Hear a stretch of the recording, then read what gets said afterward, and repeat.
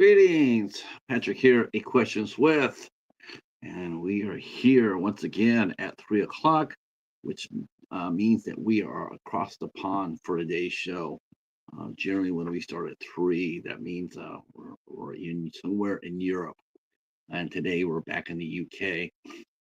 We are talking with actor Alexander Butler today.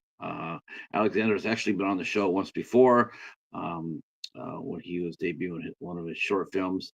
Kelly Goody Price was with us, and Alex has been working very very hard on his career, and in fact he got himself a lead role in his latest film called Piglet, which is taken off the Winnie the Pooh, and they made a horror film out of it, and he stars as the title creature, Piglet. So it's actually on Tubi, and that's where I caught it.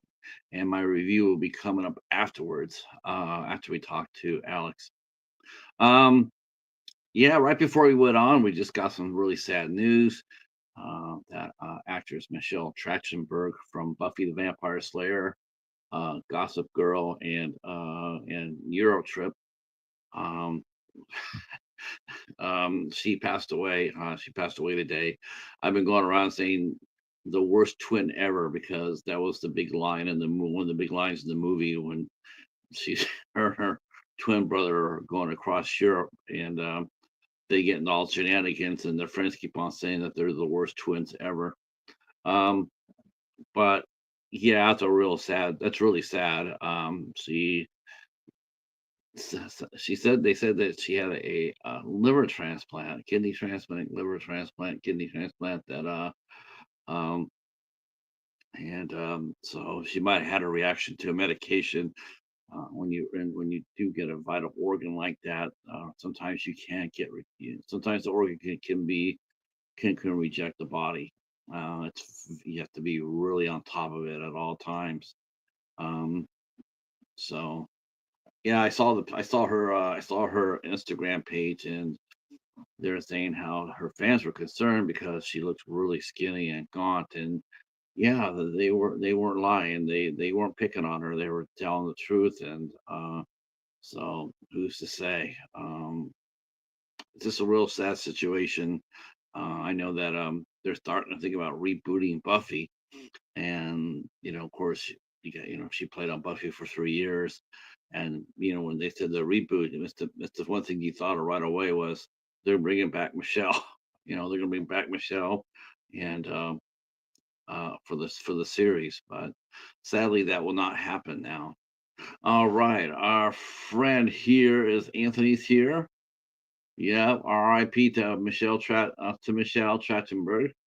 Hobbs is watching while waiting for blood work. Hopefully, he got a warm blanket on you. Uh, uh, uh, let's see. Let's see. Let's see. Anthony. Oh, Steven's here. He says, "What was not the worst twins ever? She was in Pete and Pete back in the day." Yeah, but that was then. That was then. If you saw Eurotrip, definitely you would understand why she's the worst twin ever. Oh my God, that was.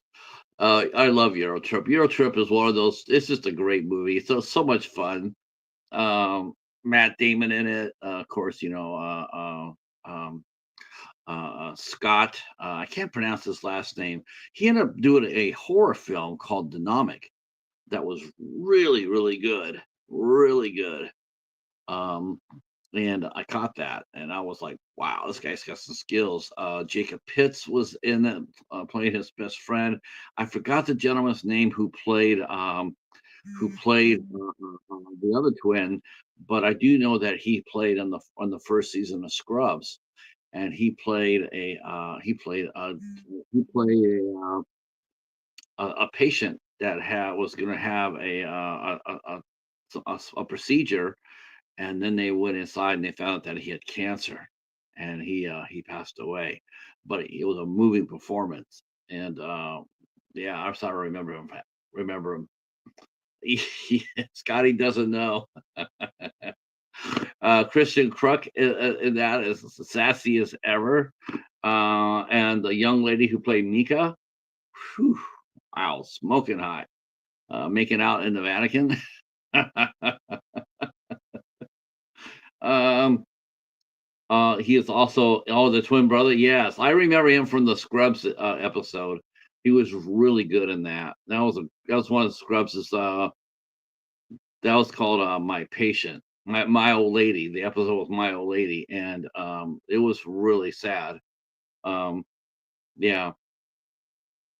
Um, so Alexander will be here shortly. Yeah, that's I you know I just I looked I took a peek at Piglet, and I'm looking forward to watching it. It's out on ITN. It is also available on Tubi. So if you want to go ahead and check out Piglet, you can. Um, and that'll be very. It's gonna be look. It looks fun. And he, like I said, he's playing the main character in the movie. He's playing the big Piglet from. He's playing that from the Winnie the Pooh. Uh, so hopefully, are you coming back, Steven? Are you going to be getting House of Horrors back up and running? I stopped by your page earlier this week. I didn't see if you had anything going or not, so I wasn't sure if you're just working a lot of hours. And hopefully, you don't give up the show, man. You worked hard for it, for sure. Of course, we're still waiting on the Midnight Hours 200 episode. Um, they they're still working on that. I'm hoping that they do a clip show. I know that would take a hell of a long time to edit. Boy, I would love to see a clip show for the 200 episode, because there's so many funny moments in the there's been so many funny moments in Midnight Hour. Um, oh, good, good. Sheesh, the better the overtime. The more overtime, the better. Hell yeah. Hopefully your mom is doing well.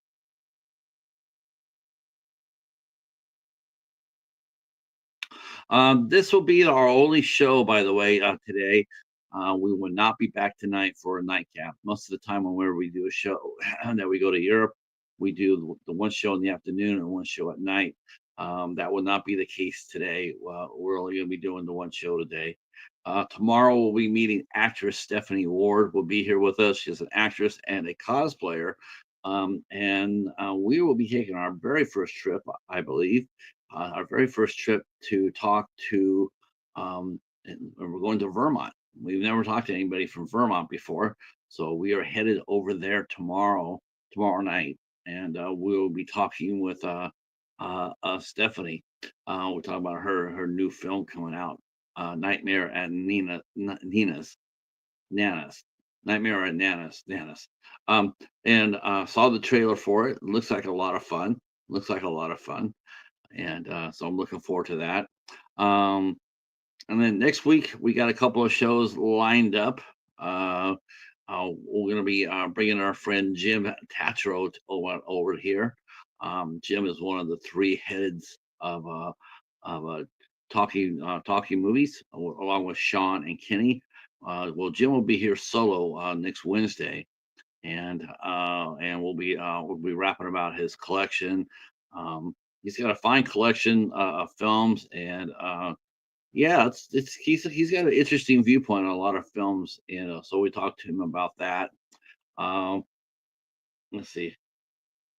Oh, yeah, sheesh, I'm not surprised at that, Steven. If you think about it, I'm sure there's a lot of people going in there trying to sell stuff, or trying to trying to get money for stuff. Yeah, phew. I don't know what's the I don't I think how does it go if let's say someone wants to do $100, and they give you an item, so they can buy that item back within like a 30-day period for $100, right? Whatever you give them, they give you back within a certain amount of time, though. If they don't, then it becomes what it's a free for all after that, right? I'm not sure how that works. All right, the doorbell has rang, so that means it's time to go over to the UK and go talk to our good friend Alex once again. I'm looking forward to talking to him about Piglet and some other projects he's got going on. He's been very prolific, so let's go talk to this very busy man. Here we go.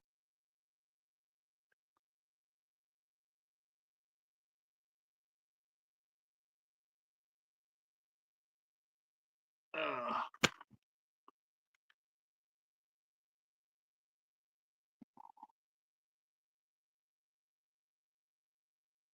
okay, let's see. Are you there?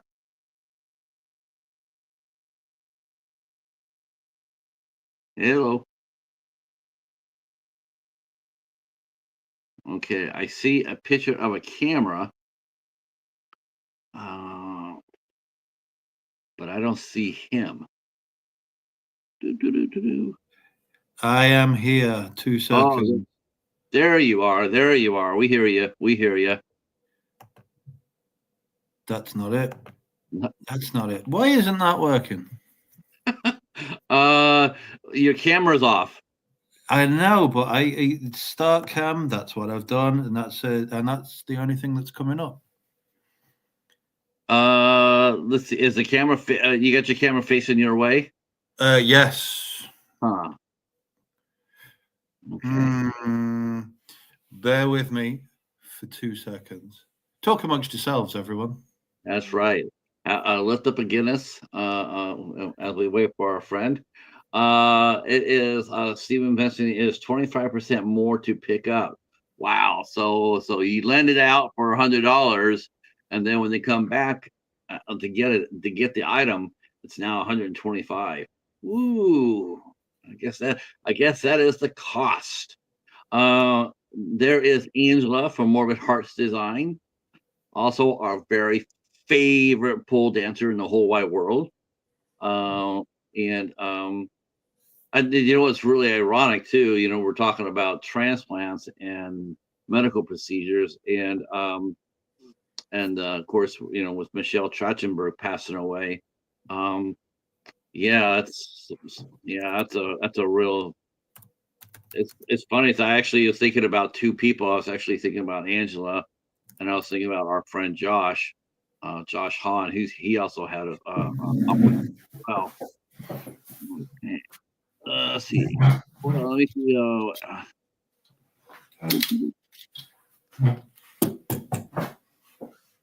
Okay. Alex is gonna go ahead and reboot. So we're gonna wait for him. He's gonna come back out and reboot again. And yeah. Yeah. Hi Stacy, how are you? Wow, like sweet, I love that. Yeah, tech issues. We hadn't had very many tech issues lately. So that's a good thing. That's a good thing.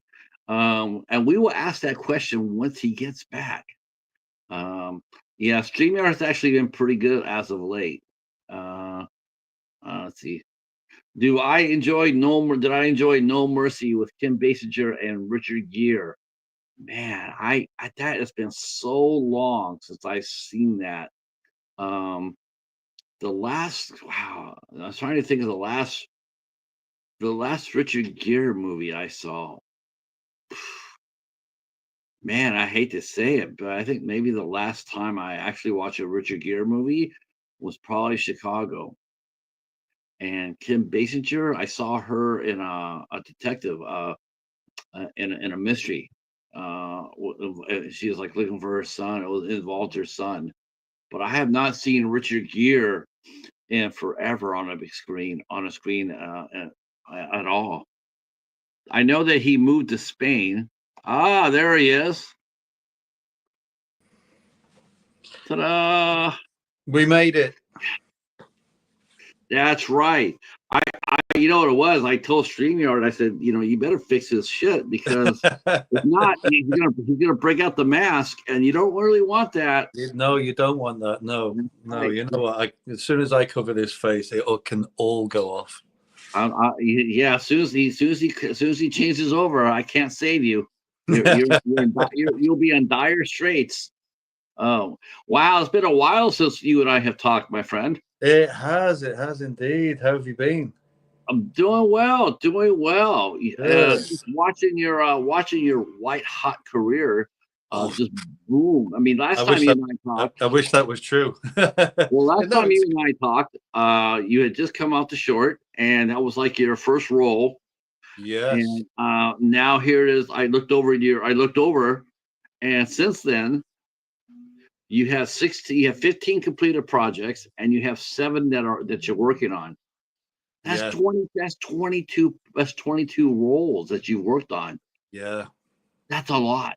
It is a lot. It really is a lot. But it's good though. It's good to be busy. Yeah. In that respect, I wish my bank balance reflected that right now. But I think that's everyone in the world. But yeah, it's good. It's good to be working with some great people in that sense, and um, having the relationships that we do with the Yes. because it's especially I know we're going to be talking about Piglet a little later on, but working I've worked with a director since on something else as well, so it's good to sort of get that relationship going because then you can work with these people again. Yeah. You're an actor that an artist that really wants that relationship with a director. You mentioned that the first time you came in, you trusted. You know how trust was incredibly important to you when you work with Yeah. directors. And it's for any director that might be hearing this, that's got to make them feel really good because it's like when the actors, because a lot of actors come out there and they have their own thing going on, they have their own ideas. They're not Mhm. necessarily willing to just listen to anything. Sometimes they're overconfident. Sometimes they're too nervous to say anything about like I'm not seeing this part the way you want me to see it, but they're too Yeah. nervous to speak up. Um, but you've always had that relationship. That's the one thing I was one of the few things I really took with me from our first conversation is Mhm. you believed in your director. Absolutely 100%. Like Yeah. he was not going to take you in a bad spot. Mhm. Yeah, absolutely, and I think it's important to have that relationship um, going forward on any project, and not just in filming, just in life in general. Because I think if you have common ground with someone that you are going to be spending a lot of time with and working with very very closely, I think it's more important to get on. And if you have that relationship, you can bring the best out of each other. And I think in that way, it just makes working life easier for me. You can bounce ideas off each other, and if they think you're wrong, they shouldn't feel they shouldn't feel like they can't tell you that you're wrong. As long as you can bounce ideas off of you and be respectful and be happy, and like you say, trust each other to do the right thing for the role or the project. And because it was funny because you were going to work on another project right after your short. And Hmm. I remember you were you were anxious about it, Yeah. and then of course somebody's big mouth. I don't know who that might have been, but I know somebody with a big mouth whispered in your ear about the director of that project, and then somehow, some way, I remember you pinging me back and saying, "Yeah, that guy with a fat ass mouth. Don't tell him this, but he was right." And you did dodge a bullet. You did dodge a bullet with a director that did not seem to have your best interests at heart, Yeah. nor the cast and crew.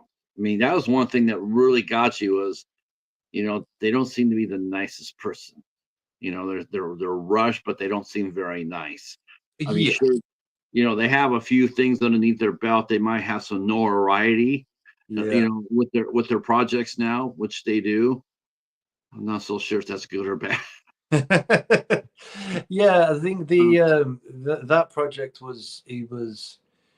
was interesting at the time because the script seemed to be pretty good, and the character I was going to play was horrible. And I was actually really really looking forward to it. But I yeah, think as time went on, the more and more red flags, if you like, were popping up, and but yeah, I don't know who that person was that opened their mouth and mentioned a few things, but yeah, things seem to be clicking in place, and I think the more I did my research on that, the more I was convinced that it wasn't the right thing to do, and I don't think it it would have been good to have been taken advantage of in that sense, because people, I understand people doing projects cheaply as actors. Like, some people are desperate to just do something, and they'll accept very little in return to work. But right, you need to be careful. You need to look after yourself, because I think the minute you put yourself in that pigeonhole, then you're then expected to then work for the same again. And it's not good. It's not good practice, I think. And ultimately, I think sometimes you get what you pay for. I understand things can be low budget, but right. I have my thought with that. I'll share it with you in a second here. I'm going to go to the chat room because everybody's saying hello to everybody. See, our good friend Mike is here. Did you see that? I can tell you right now. I can tell you right now that he will be watching Piglet. I'm looking yeah, forward to good. hearing. I'm looking forward to hearing what Mike has to say about it. Um, he is a fellow Englishman. He is a fellow Brit. So Good. and it says, he says, what is your personal take on these childhood horror reimaginings? What do you think it takes it to make a classic? Oh, for me personally, I know there's a lot of them around right now. I don't have a problem with them, because I think that a lot of these stories have been Disneyfied. Basically, Disney have taken these stories and made them all cutesy and lovey-dovey, and everyone has a happy ending. But we have to remember that these stories originally were horrors. They were uh, you know children's stories written way back when, but they also had very very dark undertones, and a lot of bad things happened in these fairy tales. So I think it's kind of almost a return, um, to that genre, really, minus the gore. I mean, obviously, a lot of these um, slasher horror films, they're full of gore. People want the death and the violence and the killing and things. But it is a nice little return to the dark fairy tale side of things. I mean, that's my take anyway. Do you remember reading any of these books when you were growing up? I mean, I remember reading. I remember reading Winnie the Pooh. I was in the 40 acre. You know, Christopher Robin. Yeah, I mean, like I read those books when I was a youngster. And I guess it's to the point where it's like, like, you're right. I mean, these stories originally were not, they're like, they're like the Brothers Grimm's. Look at Yeah, they're not all happy-go-lucky fairy tales. no, There's some really grim ones there. Um, absolutely. uh, uh, I, I don't know. I have mixed emotions. It's like you want to keep something wholesome and innocent. Like, because we have so little of that in today's world. We have Mm, so little of that, and it's just like, why do we have to immediately take something that has been a representative of goodness and wholesomeness and instantly twist it right away as soon as we can? I mean, and that, I guess it would be maybe a little more impactful if I had a kid, which I don't. mm, But as far as I'm concerned, I mean, everything's fair game per se. But I'm just thinking, going like, why can't they make it like like a detective story out of these creatures, or something really out there, Yeah, like something really out Detective there, Pooh. you know, a comedy, comedy. I mean, who wouldn't love to see Winnie the Pooh and Piglet, playing soccer, on a pitch? I mean, that'd be hilarious, Shaolin soccer, Winnie the Pooh style. Um, but I also understand too that it's brand new. Everybody wants to get on the action, Mhm. and so it's like, hey, let's go ahead and do that. Um, let's see. Let me go back here. Oh, this chat is really flying with me today. Hey, Jerry. Let's see. Let's see. Betty's mentioning about the bank. She's agreeing with you about the bank balance. Mhm. Yep. Mike's back says, if you have an idea when you're on a set, but the director turns you down, how do you handle that in terms of learning for the next time? How do you put your ideas forward and implement that? Um, that's a good question. That's something we just talked about a little bit, actually, about working with a director. Um, so has that happened to you, Alex, where you have come up with an idea for or a suggestion, and not everything is, a lot of directors might listen to what you have to say, but have you run across any that just turn around and sit there and say, listen, I direct, you act, or has it been a more of a collaborative effort?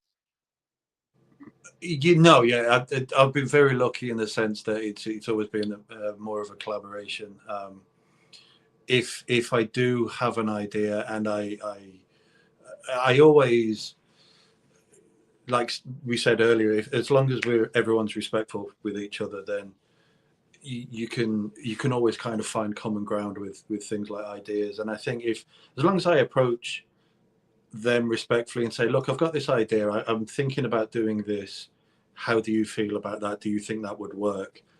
They might go away and think about it, but then they might also think, um, I've already got a clear vision. No, I'm not too sure about that, because this is what I'm thinking.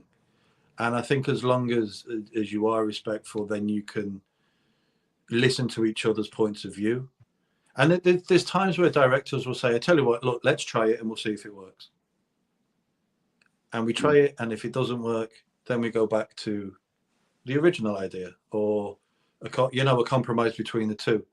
So it is all about having the utmost respect for everyone doing their own craft, really, because actors will have certain ideas about how their character wants to be, and the director will think, well, no, this is how I want it, this is my vision, this is how I see it. Mm, But right. as long as for example, there's when we talk about Piglet, there's an example with the dinner table scene. Okay. And Yep. in the script, initially everyone was meant to be on that table in their various states, but obviously, you get times being low budget where people finish their scenes and go away. So then all of a sudden we realized that we didn't have everyone together. So it was a case of myself and Alina Desmond, who played Kate, and Shaylee, who was Kate's older sister in the film. We were just sitting there after at the end of a day's shooting, where we were staying, and we were like, what are we going to do about this scene? What are we going to do? And we just talked amongst ourselves and thought, do you know what? I tell you what, it would be really good, because it's Kate's birthday, if we set it up as, no spoilers, if we set it up as a birthday dinner almost between Kate and Piglet. And I think that would work. So we contacted the assistant director, and she went, that's a really good idea. It might help us out. Let's speak to Andrea tomorrow. And then when we got on set, we all sat down with Andrea. We spoke to him. We got the script out. We broke it all down, and he looked at it and he went, you know what? That's perfect. That works. That saves that scene. Mhm. We can do much more with that scene now, as your idea. And I think that's what it's all about. I think films should be a collaboration of ideas, not just a blinkered vision of one person, if you like. I gotta say one thing, Alex, and I'm only saying this because I heard I've been we've been hearing rumors about them putting together another Harry Potter. But Yes. Jesus Christ Almighty, if you don't look like fucking Hagrid to the T, I get it I'm just so there, much. I'm just sitting there going like, oh my God, someone's got a cast as Hagrid. He looks perfect as Hagrid. What the Oh, hell? I mean, honestly, am I wrong? I mean, like, I'm sure everybody, the chat's probably going to start rolling at that, but you can laugh all you want, but that's Haggard, like I'm looking at right now. I mean, it's spot on. I was actually going to ask you, it's like, are they actually doing any sort of are they auditioning or anything like that? Maybe they're further along than I thought, but man, the you look yeah, spot on. no, from what I Robbie, gather, I think Robbie would be very proud. I think Robbie would sit there and say, yeah. I'd like to think so. I'd like to think so. I'll tell you a true story in a minute, but I think they're a lot further along than I realized. Myself and my agent, we haven't seen anything pop up, but I think there's a lot of names being bandied around. And I think the last name that I saw for Hagrid actually was Brett Goldstein. I think he was going to be playing a version of young Hagrid. So there you are. I mean, I'll take a body double or a stunt double right now. Man, we need to go take your agent and take him for a walkabout, find out why the hell worth the audition at. No, Um, uh, she's good as gold. Honestly, oh, sometimes these sorts of roles though they don't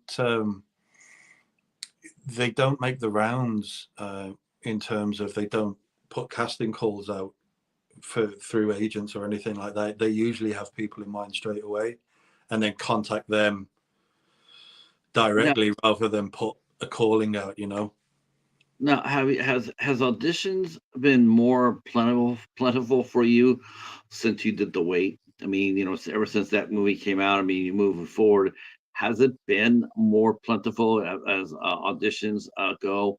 We're talking about that. About how we were talking about that last week. As a matter of Mhm. fact, with an Australian actress, and how it just seems to be bottlenecked in the UK and some other Yeah, places where it's bottlenecked because and they can't get any fresh faces in there. It's hard to get fresh faces in front of the cameras.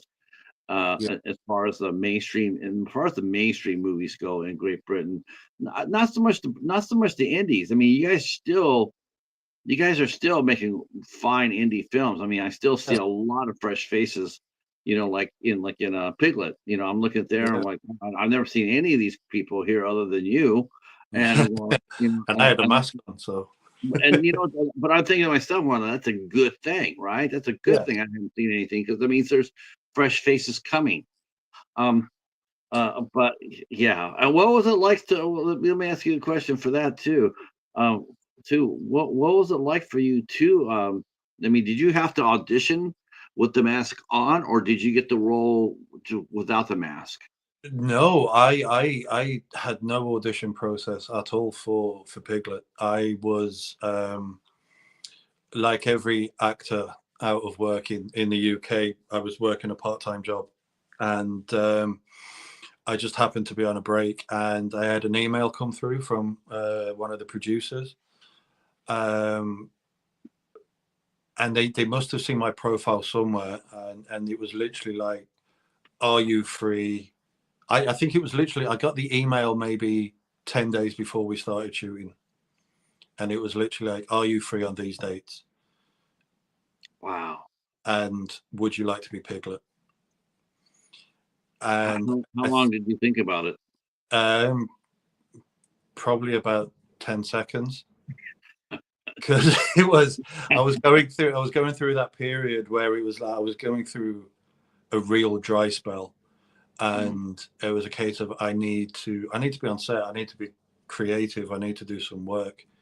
And it was literally like, yeah, let's do it. Let's do it.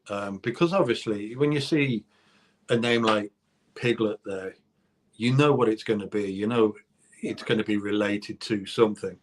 I thought, yeah, of course, like I'd love to give it a go because it'll give me a chance to be not a lead. Well, yeah, I say a lead role. Oh yeah, Well, you're the lead the in that. title role, really, So you don't really get many opportunities to do that. So yeah, of course, yeah, 100%. So that was an anomaly because obviously there was no audition process. It was literally, are you free? And it's probably because of my size. I'm a big old boy. Yes. So yeah, it sometimes it helps to be big and round and hairy. Um, but It worked really well. I mean, I thought the mask looked good. You know, yeah, yeah, it and I noticed that your hands were really comfortable down. They're down. A lot of yeah, times with the mask are on, you'll subconsciously or not, you'll see them, like put the hands up toward their face yeah, because they got the mask on and it's itchy or it's hot or they feel like they need to move it around. yeah. Maybe a sweat drop. But I noticed in Piglet that you really did keep your hands down. The mask seemed to be very comfortable to you. Was it a comfortable mask, or was it a bit of a struggle? Not initially. So the mask is actually the original mask from the first Winnie the Pooh Oh, okay. movie. So it's the original Piglet mask. So when I got it, it was a case of, well, this looks cool. Let's see how it is. And I managed to get it on, and it is really difficult because right above the eyes here, it was really heavy, and it kept pushing down on my eyes, and it just kept wanting me. It kept wanting to shut my eyes all the time because it was just really, really heavy, and there's no air holes through the nose or the snout, so you have to get used to breathing through your mouth. So the first couple of times I put it on the first day, I was like, I don't know how long I'll be able to keep this on for. But and of course we were going through a bit of a heat wave at the time, so it was even worse because it was really hot. So of course you're sweating, and it's going in your eyes and everything. But I think after that first day, it sort of molded itself to my head, if you like. Oh, okay. um, and it kind of sorted itself out. So the second day, um, it yeah, it became part of me almost, and Mm. you would forget it was on because I got used to breathing through my mouth and not having to breathe through my nose. And sometimes you'll see it in the film. If I do breathe through my nose, you see the snout go in and out, kind of like a pig. Oh, okay. So it Oh, so it cool. kind of that works really, really well. And I'd got used to. I had the contact lenses in, the red contact lenses, so I got used to seeing everything through these red halos and used to breathing. And yeah, it just kind of became natural and became part of me in that sense. So it Yeah, was nice and I like easy how eventually. I liked how they explain Piglet too. The first criticism about the Winnie the Pooh was when it first came out was he looks like Winnie the Pooh, but Hmm. he's got normal hands, and people were they're just going to town on that. Yeah, But I like the origin story for Piglet. Piglet yeah, is a mutant. He's a hybrid between a human and a pig. yeah, And I liked how they explain that. It explains that, wow, well, he doesn't have hoofs. He's not a yeah, pig. yeah. He's half human. So I mean, that was really clever that they came up with that. Let me bounce back over to the chat because I'm really falling behind here. Hold on here. Let me get that. Let's see. Steven says he's going to come by and watch the rest of this after he gets off work. Betty's giving us a thumbs up. Thank you so much. Angela's loving the interview. Thank you so much, Angela. Glad you are here. And Cheryl is here. She wants you to do. She wants you to play a polar bear. I'm sure. Good friend Jerry Wilson is here. Hi, Jerry. Let's see. See, thank God not every director is like Stanley Kubrick. Tom, you ain't kidding. You ain't not kidding. See, then he's got some other roles for you to play. He wants you to play Rasputin. You got you to play Long John Silver. Oh, that might be pirate. Yeah, they aren't they supposed to be doing another Pirates of the Caribbean? I think I think they're supposed to be doing something like that. Alice reminds me of Brian Blessed. Yeah, That's a very cool thing to say. Brian yeah, Blessed is a yeah. hell of I get that one quite a bit as well. he's a hell of an actor. In fact, we were talking about that last week. We were talking about Shakespeare, and we brought up Much Ado About Nothing. Of Yeah. course, Brian Blessed has a leading role in that. So yes. Um, let's see. Stacy wants to know would you like to work? I'm going to save that one for the ends, Stacy. When we do the final, I'm going to save that one because that's a really good question. And then she wants to know this one, which you can ask is what has been his favorite role he has played so far. That's a really good question too. I know my favorite role of yours. Feel free to share. Without a doubt, it's The Wait. Oh, It's a yeah, the wait was fantastic. yeah, It was such a great experience, and um, being able to do it for the second time, because obviously I think we mentioned it when we first spoke about the wait, having the opportunity to remake it and do it better than we did the first time we did it. And the first time was okay, but I was just starting out myself, and we had technical issues, so the footage didn't come out right. But we just kept going and kept going with the idea until we were lucky enough to be given funding to go again. So being able to do it properly with some money behind us, with some proper equipment, it was just such an amazing time, and I yeah. loved that character of Percy. I think he was great. I did Um, too. I thought that was definitely it's really just a beautiful example of just how much power a mhm. short film can have. I Yes, mean, it really is. I mean, I've seen so many great short films that have just I'll be honest with you, they have blown feature films out of the water. I mean, they're that good. I mean, there's some shorts that have just left me shaken. yeah, And so it's just I am such a huge fan of that. I also believe too that short films develop actors and directors, give them additional skills. yeah, Um, absolutely, and it's a great way to learn. I'm a big advocate of learning on the job. I really like just being put in a situation where it's kind of sink or swim, and you have to produce. And I was very lucky on the way, because I had good friends, on the crew side of it. But I was really lucky to work with our friend Kelly, yeah, who is is is just the most amazing talent. it really And is.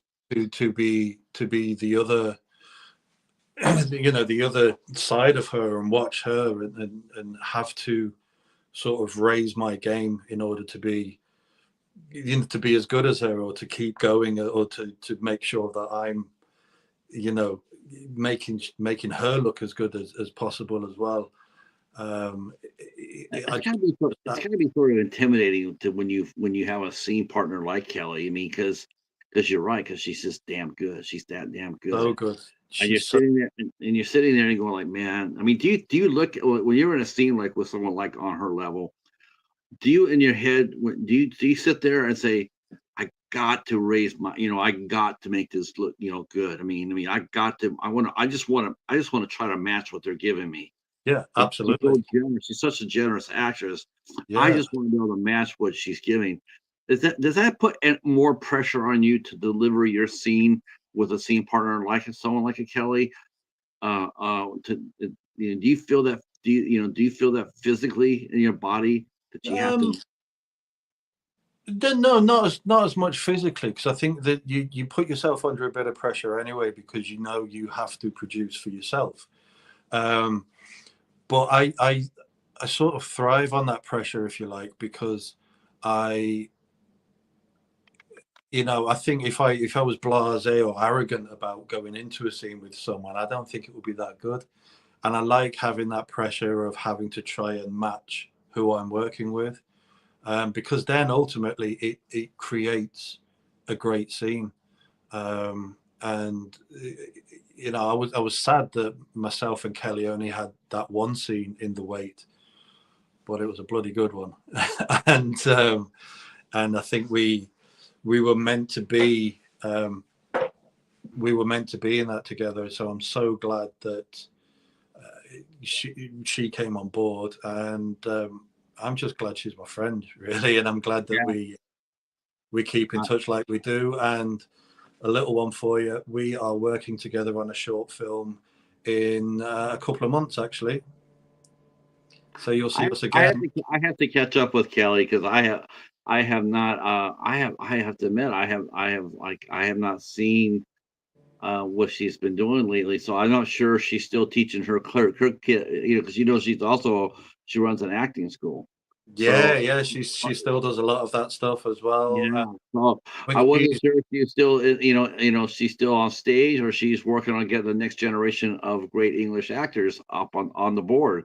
Well, a bit of that, yeah, but she still deserves to be on the board herself, and she still has a Oh, huge I career 100% moving agree. forward, and she really deserves a chance to be out there as much as possible. And she's been working so hard.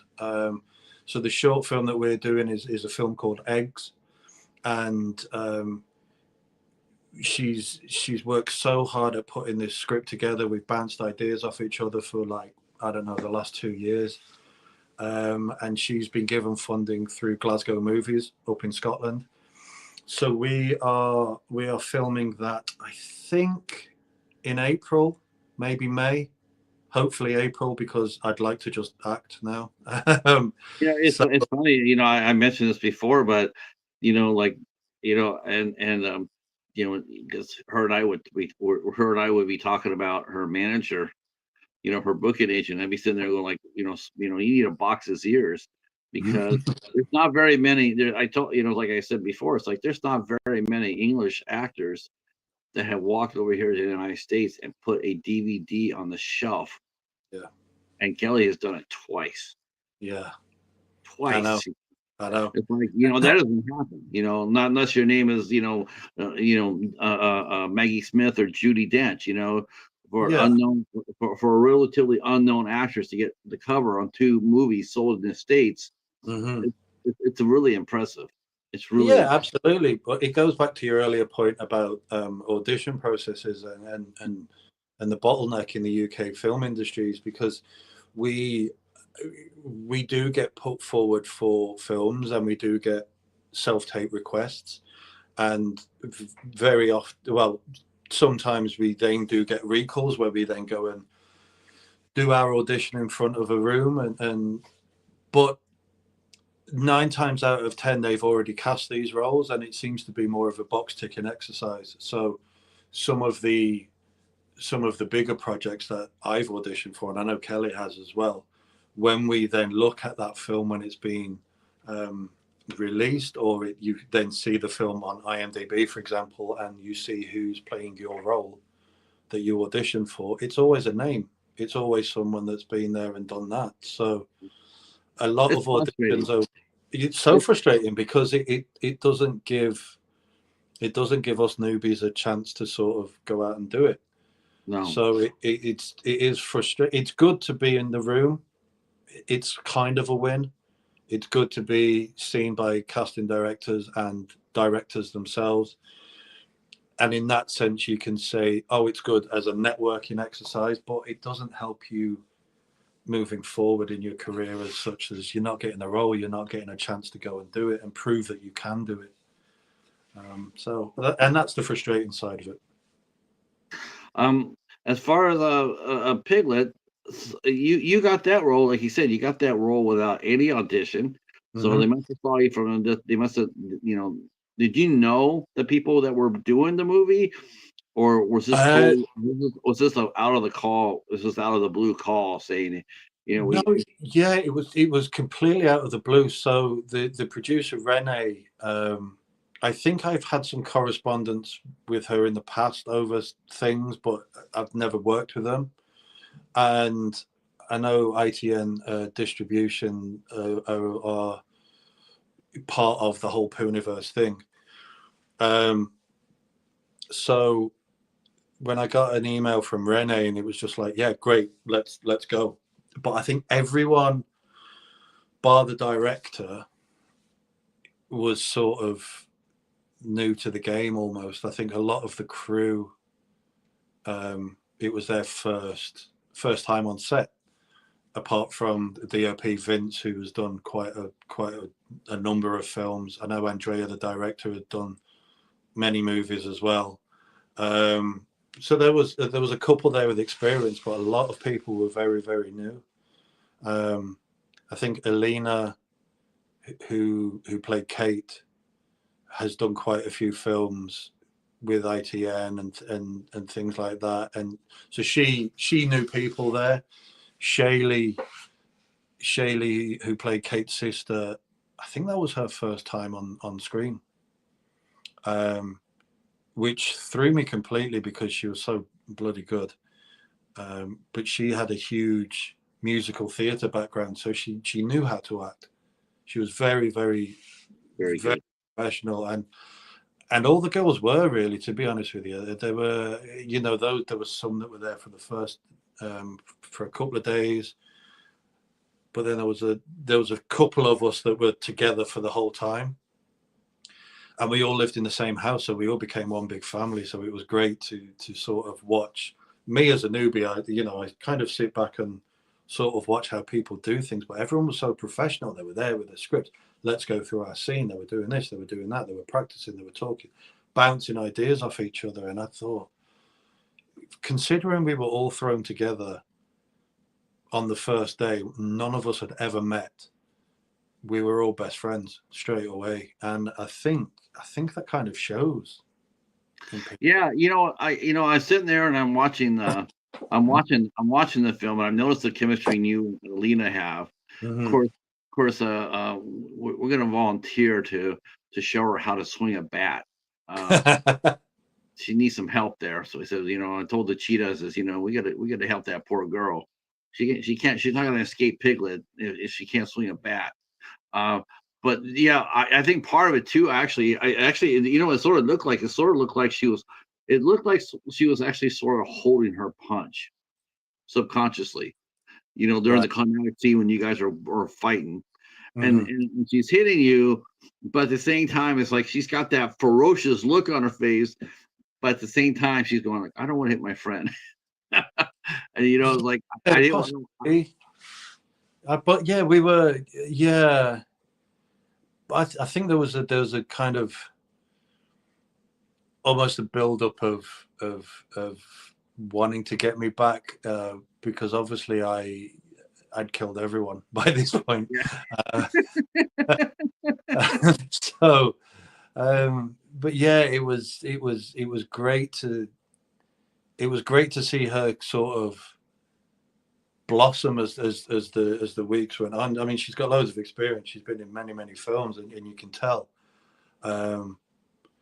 And throughout the week, you could tell when she was still in that zone, because it's one of them things. Like, sometimes it's easy for people to come in and out, but because she had to play this character of, she was so timid and always within herself, she kind of stayed like that a lot of the time, just because it helps her, in her character. So I think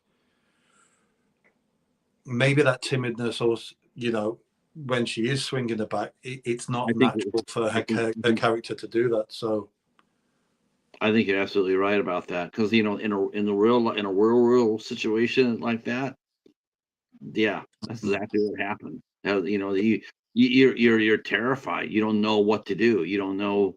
You just want to get away. It's really what it is. yeah, And it's pure instinct. I gotta give the credit for your director to making her stay there and beat your ass. Because yeah, he gets lumped. But because most of those movies, they always show the final girl going out there and hitting you, think one time, and then throwing it away, and then walking down the road, and it's like, excuse me, but he just got done hitting you 30 times. Why are you only going to hit him once? Yeah. But she didn't do that. She got out there and says, well, you know what? I'm just going to go to town. Yeah. And then she stops. Then she says, oh, by the way, this is for my sister. Yeah. And then she goes and is like, oh, well, like, man, that's she brought something to the party. Uh, Yeah. it Yeah. was good to see. I mean, I would have liked to have seen her. I'd like to see a more cleaner hit, but that's just the fanboy me. You know, I'm talking like a fanboy. But otherwise, that I thought it was great. I thought you were great as the and you sold too. You sold. You sold really well. I mean, you got hit with look like and you got hit, even though you had the mask on. Yeah. And inside, you're thinking, man, you know, he's sitting there going like, that fucking hurt.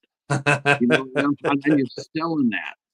And Yeah. I think it really like you know, it's like this is not bad. I'm digging this. I mean, for once the final girl actually gets out there and takes care of business. And then Yeah. you know, because there's a lot of movies out there, you know, like Scream. They can't freaking put their killer away. The killer Yeah. always comes back. I don't know how you're coming back. I mean, I'm sure I already know you are, but I don't know how that's going to happen. It's going to be very interesting to see. Yeah. I mean, yeah, because obviously, because our Piglet is not meant to be associated with the Pooh Piglet, it's a completely kind of different version of it. So it's not associated with the childhood universe as such. But the Right. fact that Piglet, I mean, it says it in the film, the fact that Piglet can't die gives you the clue that somehow he will Yeah. regenerate because, you know, in the, for the, you know, without giving too much away, things happen to Piglet and then he can still carry on. He's tough. He's a it's a Oh boy, yeah. interesting it's a really interesting take on a really interesting character. Yeah, And you know, absolutely. now now was that the oh, your dad has commented too. Your dad said Oh, Alex's dear. dad tell them about playing Thor. And he was the bank manager. So you got to play Thor? I Hell yeah. am I am playing a version of Thor. Yes, Nice. yes. We are filming. We're filming Block One in August. Um, this is another project. Myself and well, the director Fraser has. Long story short, Fraser cast me in a project 4 years ago that ultimately got put to one side because he got carried away with um, this project. So the film's going to be called The Bloods and Bandits, and I am playing a version of Thor who basically has given up on life. He's just drinking himself to death, and he's trying to die and he's a demigod, and he's just fed up of living, basically. Okay. And he ends up on a journey with um, a mortal girl who I can't give too much away, but it's they seem to be soul bound together. There's something that brings them together, and it's their journey of trying to figure out and find out why they are joined almost. So yeah, that's going to be pretty cool. Now that's gonna start on August. You're gonna Yeah, start. we're having to break up the filming on that one because we it just budget wise. So we're doing the first part of the film in August, and then we're gonna. I think Fraser's pitching it around to other companies to try and raise funding for the second part of the film. So I need to make sure that we're bloody good in the first part. It's so people can want to invest in us, so we can put the second part together and then release a full feature. Hopefully, the back end of next year. That would be that would be cool. I'm not sure if I've ever seen uh uh uh, uh I don't think I've ever seen it an English version of Thor. I've seen Norwegian and you know Scandinavian and what have Yeah, you. And yeah, yeah. I'm I'm Duolingo is my favorite thing at the minute because I'm learning Norwegian through no other reason than I'm just trying to get. Not that I'm going to be speaking Norwegian in this film, but I'm just trying to get the accent and nuances on certain words, so I'm able to kind of develop an accent. Because obviously, you know, Thor in Viking times, you know, being very Scandinavian, there's a lot of Russian involvement with kind of that part of the world and things. So trying to develop sort of a hybrid accent, really, and knowing Norwegian and some Scandinavian, for me, I think that will help. So hopefully, I do a good accent. As far as Piglet goes, it's out on ITM. We mentioned it. Now, is that going to be all physical releases still? Are they releasing it on a DVD for fans of yours that might want to pick up a copy? I hope so. I hope so. I know it's only out in the US at the minute on various platforms. I think it's on Amazon now over there. It's on Uh, Amazon and it's on. I saw it on Tubi. So I'll yeah, be yeah. yeah. I'm gonna go So, back and review it for you. oh, bless your heart. Thank you so much. Yeah, so I hope so. It'd be nice to have a copy.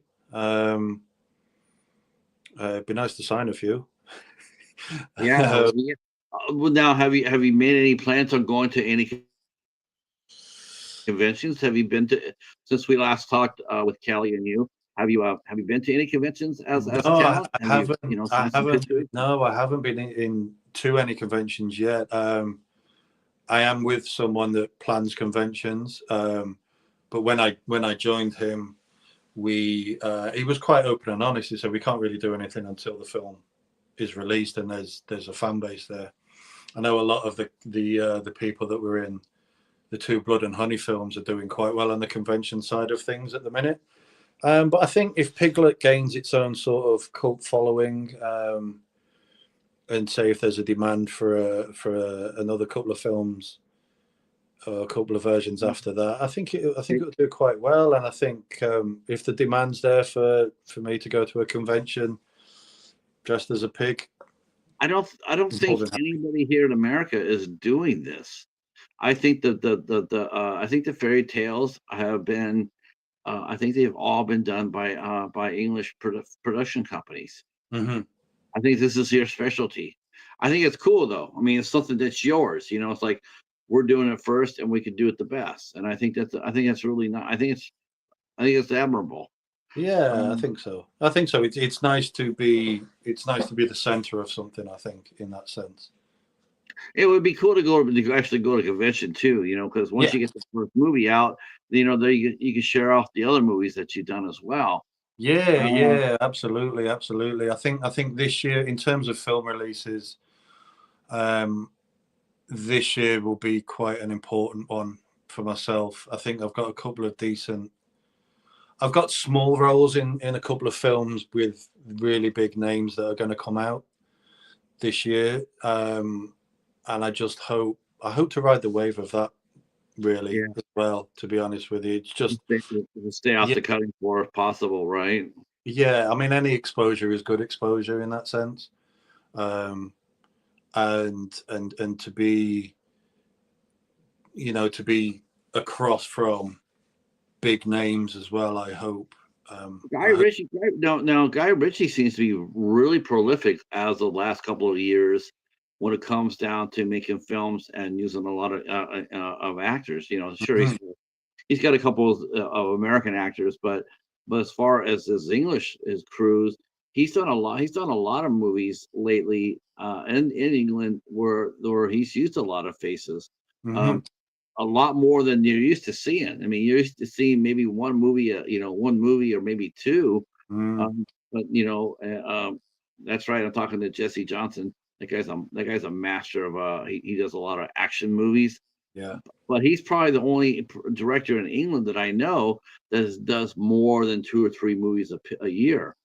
yeah, But now you got Guy Ritchie who it just seems to be ramping up for UK film productions. This seems like lately there's been more and more movies coming out of the UK.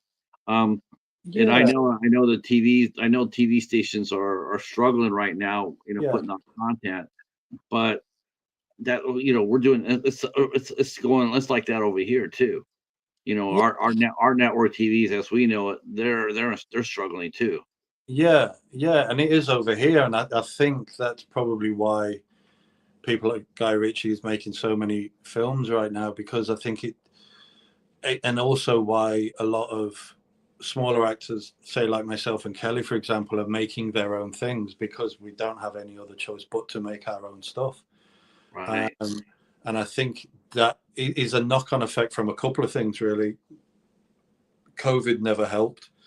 No. Um, and we were just seeing maybe sort of the rise of the industry again post that, and then of course the strikes happened on your side of the world, and that had a knock-on effect over here. So I think there's a lot of people out there now which are like, I can't rely on other people paying me to do this. I need to go and make my own stuff and just be creative. And I think that can be a good thing, because you can then end up with some really original stuff. Are you thinking about directing? I'd love to. I'd love to. I don't know how to, but I'd love to.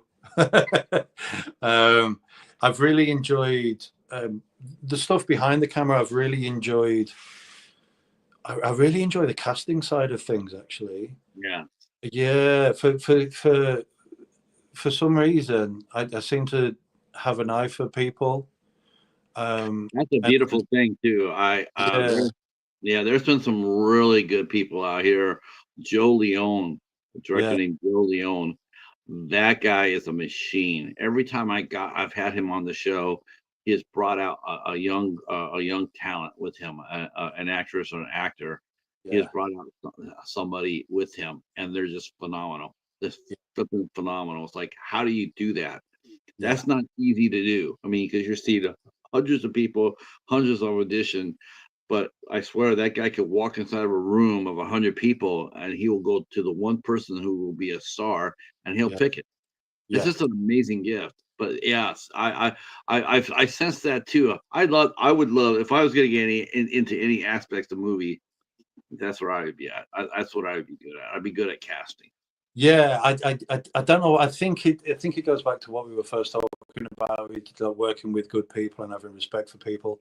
Um, but it's whenever director friends or writer director friends speak to me about, oh, we're going to do this, we need to start doing that, I seem to be the one they always come to ask, who do you think could play this role?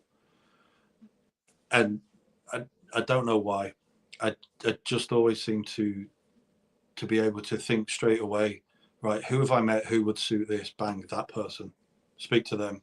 And they 9 times out of 10, the directors always go with who I recommend.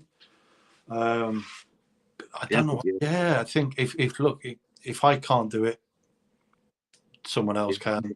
That's a real gift to do, to be able to do, because casting is so critical. After the story, it is casting. Yeah, It's like you get you get a good script going, and then you have to worry about a really good cast, and so it's vitally important. It's hmm, but you think of all the great movies, and you go to the casting, and you'll notice that a lot of them have the same person over and over and over. It's not a yeah, coincidence. It's not a coincidence that their names are out there all the time.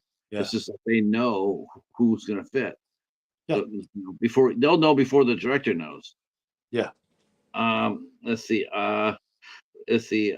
Tom's mentioning some craziness. He's saying here, going like, "Yes, Patrick, you should start using your contacts and make a movie." Yeah, yeah, that would be. Yeah, well, that would. I can't even imagine.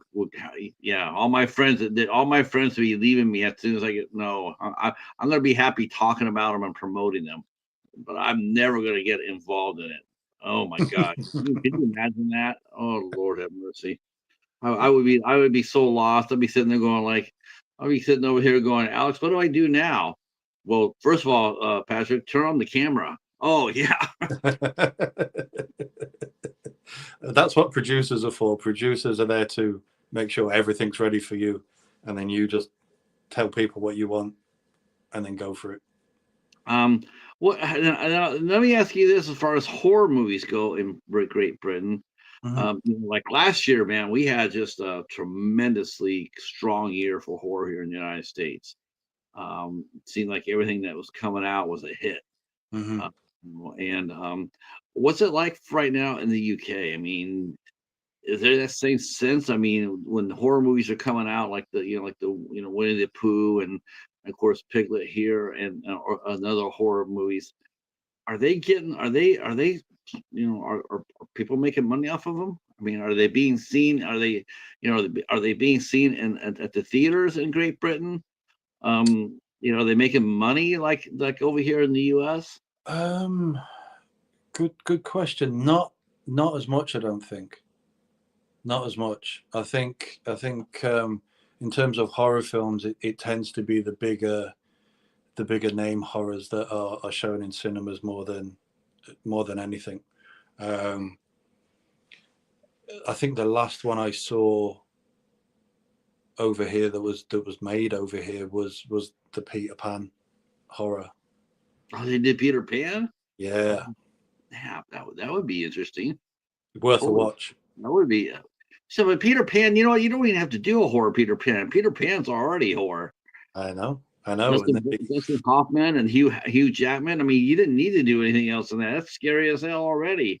But they made a Peter Pan movie. Oh, that's yeah, interesting. worth a watch. Um, Absolutely, I think you'd enjoy that. is that from the production crew that did Piglet? Um, yes, ITN and Jagged Edge. Yeah. Mhm. I just today. It's funny you mentioned this, Alex. I just got today. I just got sent a follow request from Lewis Center. Hmm.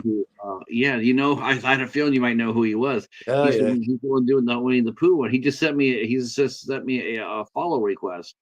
So I'm like, hell yeah. Then I'll go back over there and talk to him about talking about Winnie the Pooh. I was like the first crowd, the first wave when the first Winnie the Pooh came out, and it didn't come out very well. And yeah. everyone were like, okay, is this how it's gonna be in a mad dash to get the first thing out? The first thing they do is like, we got to hurry up and get this out before anybody else does. I think it's a double-edged sword, right? I mean, you got to sit there and say, yes, we're trying to get out as fast as we can, but what does it matter if we get out as fast as we can if it comes out looking like dog poo? Hmm. It's like, I'd much rather wait a little bit and do it right, and get better casting or get better more budget or what have you, then come out a couple of months late, 2 3 months late, or even 6 months late.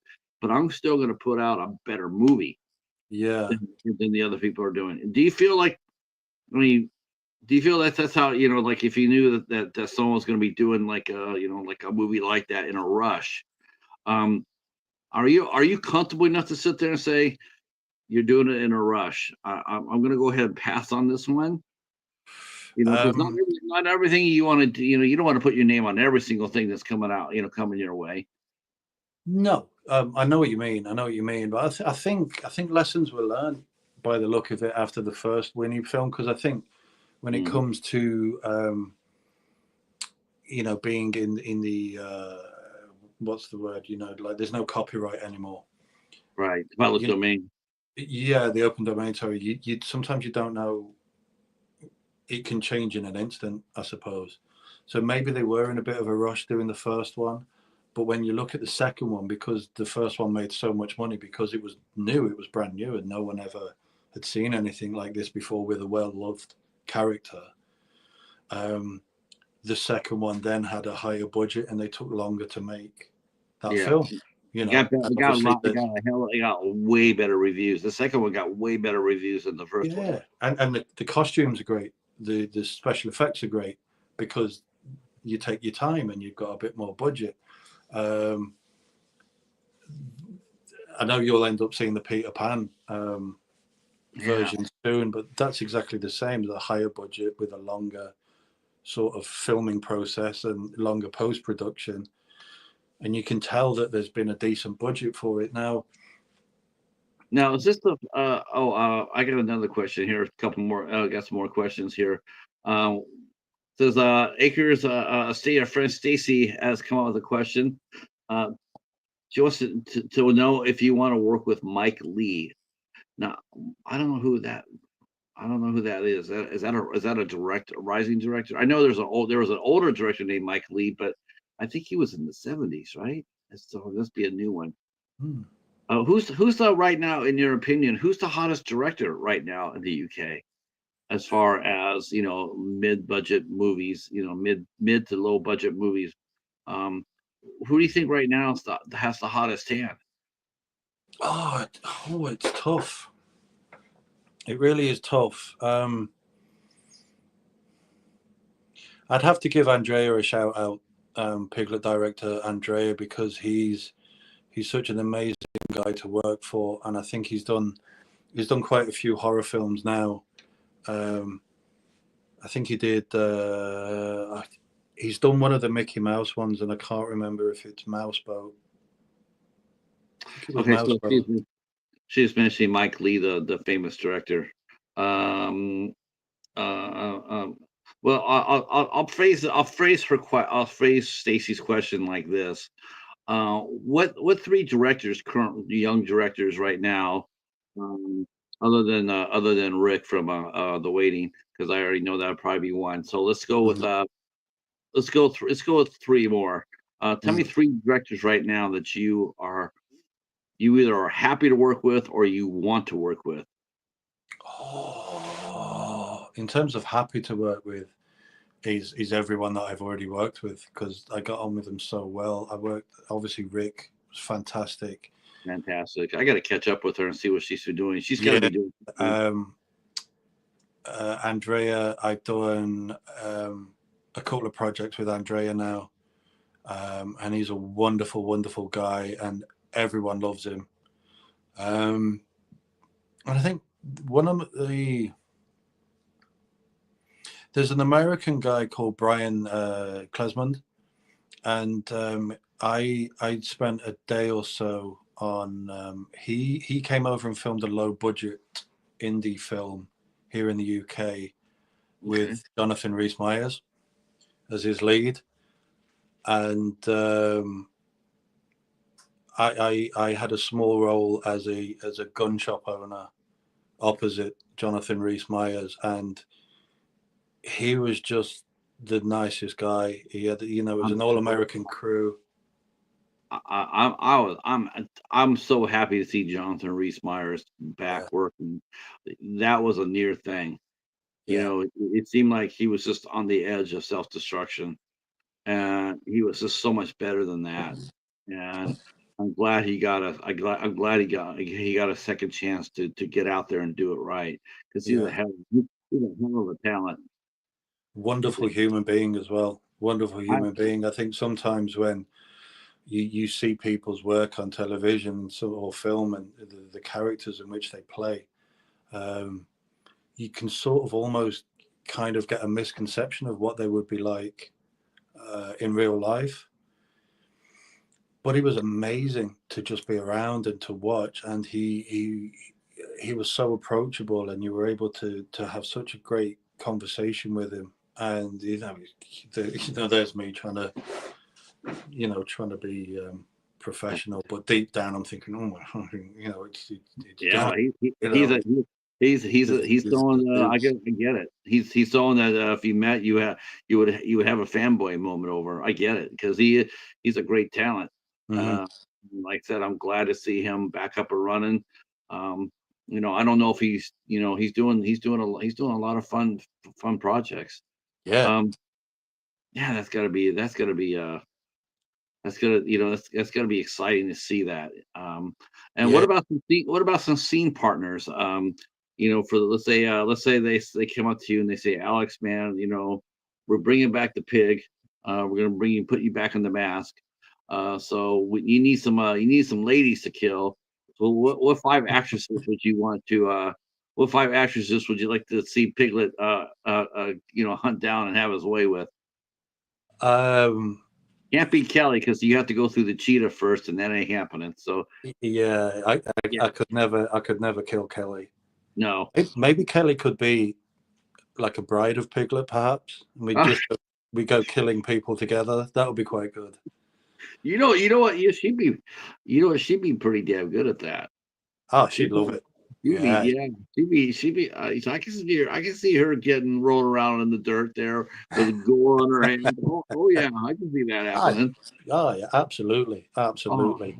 I uh, think in terms of, I think if there was to be a second film, obviously Alina would have to be in it as Kate.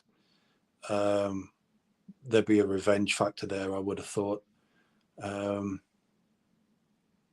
I'd like to work with Shaylee again on a Piglet too, because we didn't technically see her die. So okay, maybe. maybe. I think my friend Fiona Dunn. I would love her to be in it somewhere along the line. She was the wife I was waiting for in the wait. She had no dialogue in that film, but she's such a good talent, and I wish she was able to do more. To be honest with you, um,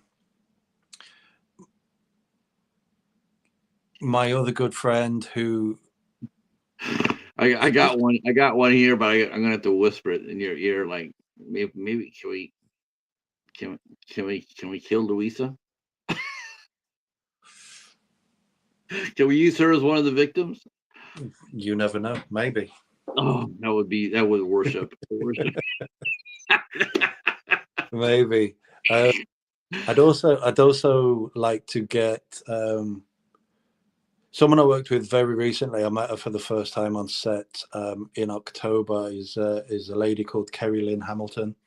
She's a Scottish actress, and she's got a bit of a name for herself up in Scotland because she did quite a few episodes of a comedy called Still Game, which is like a Scottish comedy, and she was fantastic to work with. I just like I like surrounding myself with good humans and good people that I love to work with, Yeah, and that chemistry always comes that out. is good. You know what? I've interviewed a lot of actors on here, and I got to tell you, as far as the top five goes, as far as what's really important to you is the fact that everybody else has to be nice and has to have integrity. Yeah. You just will not work with anything that is lacking. I mean, it could be someone you like, it could be someone you respect, it could be, it could be a big budget movie, Hmm. but if they're not acting the way that if they're not a good human being, you're just not going to stay there for it. You're just going to sit there like, as much as I want to be here, but not at that cost. I'm not going to sit here and put myself through that just because sometimes people feel that way. They feel like just because they have just because they're holding the purse strings that they're able to act like assholes. And the Yeah. thing about it is though, it's like that's not the case. And believe it or not, if enough talent starts leaving your projects, they're going to put it together that it's not the movie, it's not the cast, it's not the story, it's you. And and you're gonna find yourself on the outside looking in with everybody else. It Yeah. pays to be nice, right? I mean, be nice, be nicer, be, It, it- yeah. Absolutely. And it's not hard to be nice, is it? It's not hard no, to be a good human. Um, no, but especially when unfortunately, you're making art. yeah. Especially when you're making art, you're making. I just could not imagine anybody being a. I can't imagine anybody not being fun to work with on Piglet. It's Hmm. a fun horror movie. It's going to be fun. It's going to be. It's. How could you not come on in here and not have fun? Yeah, and it is. It really is. I mean, the first half of the film, we were in some cabins, and like I said, we all lived together. So every member of cast was in this big wood cabin in the middle of nowhere, and none of us had met each other before. But it was like, look, we're living together. Let's see what happens. And everyone everyone got on. We were all best friends. Um, and it does show because then you can just go and create good stuff because I think you can tell sometimes in movies if there's two actors that hate each other, you can tell. Yes. You can Yes, tell. yeah, you really can tell that. But And Piglet wasn't like that. We all got on. We were having so much fun in between scenes and in between every take. It what was was it just, like? Was that the first movie that you've ever done where you had to kill on screen?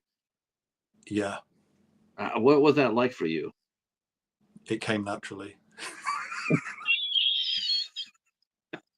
It was quite scary how naturally it came to me, to be honest with you. I don't. Maybe I. Oh, I mean, I've oh, died in a lot of scenes yeah, myself. yeah. So it was nice to have that sort of Payback.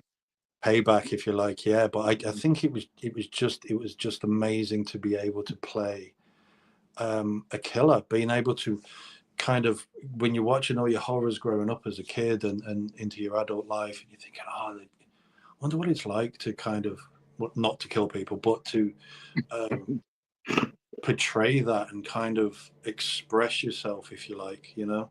I guess in a horror movie, slasher, creature feature like that, it's, you're right. It's, it's fun. It's, it's inventive. It's creative. Hmm. I think it's when it comes down to where you're playing a straight role, you're playing a drama, Hmm. you're playing a bank robber, or you're playing a mobster or what have you, and then you have to, kill someone that way, the old-fashioned way, with a knife or a gun. Hmm. I think I think that's got to be a little depressing, like, okay, here's what we want you to do. They're going to come through the door there, and you're going to take the machine gun and kill three of them, you Yeah, know, and it's like that actually happens. yeah, I don't, how was my mindset to get into somebody who would actually shoot three people dead, yeah, whereas a horror movie and a creature feature at that is like it's make believe. It's truly make believe. yeah, it's uh, um so but that's gotta be different. Have a mindset of having the mindset of, like you said, comes naturally versus something like, gangster movie, and you're like, man, how do I play this? How hmm, do I put myself mentally into that shoes where I'm gonna be like stabbing somebody, hmm, especially if it's a young person or a woman. hmm, If it's a gangster movie and you're shooting other gangsters, it's like, okay, it's sort of like a video game. But when you're sitting there and you're playing, that same, someone like a Jeffrey Dahmer or something like that, that's got to be that's got to be a little bit, that character's got to get in your head a little bit. Have you ever had any trouble? Have you ever had any trouble yet letting go of a character after you got done playing it? Um, honestly, no, no, honestly, no. I think it's a bit of a blessing that I'm able to kind of snap in and out of it. What that says about my personality, I don't know. But whereas, in Piglet and Shaylee, I remember listening to a podcast that Shaylee did about Piglet, and she mentioned exactly that, the way I am able to sort of snap into Piglet just before action and snap out of it right on cut was incredible. I didn't know I could do that until I actually did it, because as soon as they call action, I am a killer. I am ready to go. I am going to do everything I can to make this look fantastic. But as soon as the director yells cut, I'm like, I'm on the floor next to them. I'm like, oh my God, are you okay? Are you all right? I didn't hurt you, did I? Right, Did because it was like, my main concern is them, and I right. want them to be as safe as possible. I don't want them to get hit accidentally. I want to make sure it looks good, but I want them to be okay. So I think in between, before every scene that we had, I'd just pull them to one side and say, look, like, how do you want to do this? Because this is what I'm thinking. Are you okay with me doing that? And Yeah, then, I think a lot of actors try to make sure that we had one actor who said that he was doing a domestic violence drama, and mm, and he said that he was in the person's face and yelling at her, and all, and he says, man, I tell you what, I don't know who was more He says, I'm sitting here, and as soon as she couldn't wait for them to sit there and say cut. Could Hmm. not wait, so he could just sit there and just talk to her and say, he says, I was actually sort of getting a little bit, I was trying to get a little bit, sick to my stomach about playing, going doing take after take. Hmm. Here is a young lady that you mentioned before. Carrie Lynn Hamilton has just walked through the door. Alex is one bundle of talent and such a thoroughly decent human being. As Piglet, though, so chilling. Yeah, yeah, not the nicest guy for Piglet for some reason. I can't understand the reason why that. Maybe he's got his teeth out there. I couldn't think of it. Maybe someone borrowing his toothbrush or something like that. Trying to put a copper's badge on his chest. I don't know. I don't know. Uh, let's see. Let's see. Let me come back here. Is this Stacy wants to know? Says, would you rather play a cutthroat stockbroker, suit and tie, or a fisherman in a destitute whale town? So drama. So is drama your favorite to play? Dramatic roles, are they more, do you like doing those more than creature features or horror movies, or do you see yourself as whatever comes your way is equal? No, I'm happy to do both, really, to be honest with you. And it's funny enough, I was actually having this conversation with my agent yesterday. Uh, I seem to be, because of my size and my stature and this, I seem to get a lot of heavy roles, like bad guy roles. Um, Mm. you know, security for a mobster, for example, or obviously bikers and things like that. So I always tend to get like the bad boy kind of roles, and I think that suits me a lot. Um, and I enjoy those roles because it's not me. I'm just a nice guy. Right, right. I'm just a naturally nice person, I think. That Um, must make it more fun to play a yeah, character that has nothing, you don't have any relation to. yeah, yeah, absolutely. I mean, um, I love doing comedy as well because I'm a natural idiot as well, and I'm able to put that out there when I have done comedy. Um, but I do tend to suit the sort of bad guy roles because again, it's not me. Naturally, it's not me. Um, but for some reason, I tend to do it all right on film. So yeah, in Hmm. answer to your question, creature features or drama, I'm happy with either. But in Uh, answer to that question, I think I'd probably be more suited to a fisherman in a whale town, destitute whale town, that would be interesting. bit of fog. Stacy mentions, would you like to work with Kelly? Um, would you like to work with Kelly on one where she plays a slasher? Whew, boy, she'd be tough.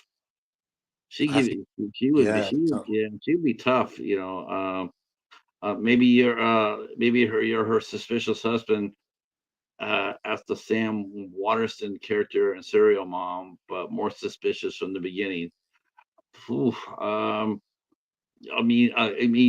Kelly playing Kathleen Turner's role. That would be interesting.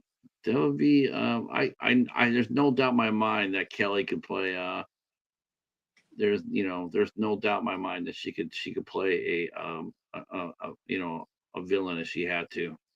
There's oh, no doubt. absolutely. Yeah, absolutely. She could. I think she'd be, if she were Yeah. to play a killer or in a slasher, I think she'd be a quite unassuming sort of suspect I in was that. I was thinking more Basic Instinct myself. I mean, Yeah. I like the femme fatales. I mean, I know there's been movies with women as bad people, villains, but I Yeah. like the femme fatales. The beautiful ones that are lethal. Like a Sharon Stone or Yeah. Halle Berry, or there's just something Rebecca Romaine. There's Yeah. just something about that. The way they are, the slinkiness of it. Yeah. I can see Kelly playing something like that, and that would be a lot of fun for us to see her do that. Yeah. There's what's that film called? Is it called Mom? Where the It's called Serial, and it was a comedy with Kathleen Turner and Sam Waterston. Uh, um, and it's a comedy. It's her character is a little loopy, yeah, but she goes around. She kills other people, but they do it in a comedy style. It's not gory or scary. yeah. It's almost like more like slapsticky. It's a charming movie. It's fun. John Waters directed it. Okay. We have hit our button, ladies and gentlemen. We have hit our bell. So I want to thank Alex for coming out and hanging out with us. We're definitely going to be doing this a lot sooner than before, especially if Piglet 2 arises. This is a lot of fun. I'm so glad you're able to come out and hang out with us and talk film. And just like I said, a real joy, real pleasure meeting you last time too. When Rick and Kelly came on, we talked about the wait. That's a Yeah. really dynamic, really beautiful movie, and Thank highly you. recommend watching it whenever you get a chance. Um, Thank you to the our chat. You guys have been outstanding with your questions and your and your comments. I can't thank you enough for that. Thank you very much for your support. We will be. Hi, brother Max. How are you, sir? Glad you're here. We will not be on tonight. Most of the time, whenever I'm doing and Carrie and Lynn Hamilton, I will be looking for you on Instagram. If you have an Instagram page, I will be coming over and looking at you because Alex says I need to talk to you. I will not be here tonight, brother Max. Normally, whenever I do an interview from the UK or from Europe, I'm always back at night. I will not be back at night, but I will be back tomorrow night at 8 o'clock. We'll be talking with the lovely Stephanie Ward. She's an actress and a cosplayer extraordinaire, and she'll be here tomorrow night, and we'll be talking with her about her film career and just maybe a small smidge of cosplay information. If you want to see what she looks like in one of her cosplay outfits, just go to the front of my Instagram page and be amazed. She looks absolutely lovely, and looks nothing like her real self. I've seen a picture of her, out of costume and in costume. Oh my gosh, you wouldn't even know it. Yeah. So good. All right. Thank you so much. And I will be pinging you too as well, Kelly. And so I won't be catch up with you. And notice how she didn't say anything about not playing a femme fatale. Notice that she's sitting there going like, I think we put the idea in her head. I Yes, think good. I think she could play a good. She'll play a good villainess. I think so. I think Oh, that could happen. absolutely. Maybe that Definitely. might be our next project after Eggs. We'll have to Could see. be, maybe have her come back as a like the aunt or the older sister of all the girls killed in Piglet, and she hunts you. Ooh, that'd be a I'd short like movie. that. That'd be a short movie. But it'll be fun to watch. Yeah. All right, stay right where you're at, Alex, just for Yep. a minute, and to everybody else, we will see you tomorrow night at 8 o'clock when Stephanie Ward is sitting right there. Thanks so much. Peace.